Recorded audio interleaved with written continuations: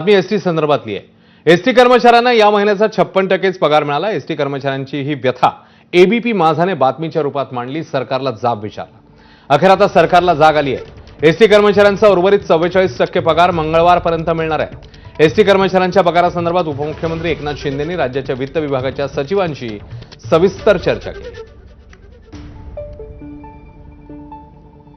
तर एसटी कर्मचाऱ्यांच्या उर्वरित 44% पगाराचा मुद्दा निकाली निघाल्यावर राजकीय नेत्यांनीही हे प्रकरण लावून तडीस नेल्याबाबत एबीपी माझाचे आभार मानले। पाहूया। राज्य सरकारचे विशेषतः एबीपी माझा या न्यूज चॅनलचं मी मनापासून आभार मानतो की आज दिवसभरात त्यांनी एसटी कर्मचाऱ्यांच्या पगाराचा मुद्दा लावून धरला।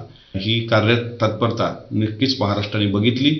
मी हा निर्णय घेतल्याबद्दल आदरणीय अजितदादांचे, आदरणीय मुख्यमंत्री देवेंद्रजींचे, उपमुख्यमंत्री शिंदे साहेबांचे आणि परिवहन मंत्री प्रतापराव सरनाईक साहेबांचे मनापासून आभार मानतो आणि एबीपी माझाचं विशेष अभिनंदन या निमित्ताने करतो। शरद पवारांचे नातू आणि अजित पवारांचे पुत्र जय पवार यांचा साखरपुडा पुण्यामध्ये दणक्यात पार पडलाय। या सोहळ्यात राजकीय कटुता टाळून संपूर्ण पवार कुटुंब एकाच फ्रेममध्ये पाहायला मिळालंय। पाहूया पवार घराण्याला जोडणाऱ्या या साखरपुड्याची गोष्ट।